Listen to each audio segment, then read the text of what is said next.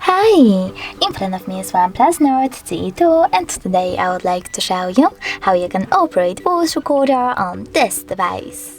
First of all, you need to access Recorder app by clicking on it. Then just allow in the pop-ups and click on the switcher next to Allow System Settings Modification.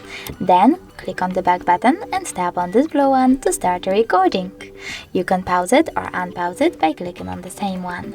If you wish to add a bookmark, click on the flagged one on the left, and if you wish to end it and save it, click on the square one.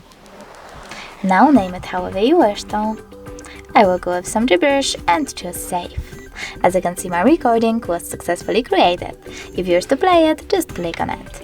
If you wish to delete it though, you need to hold it, choose the delete icon at the bottom, and confirm your choice in the pop-up. Thanks so much for watching. If you enjoyed this video, don't forget to leave a like, comment and subscribe.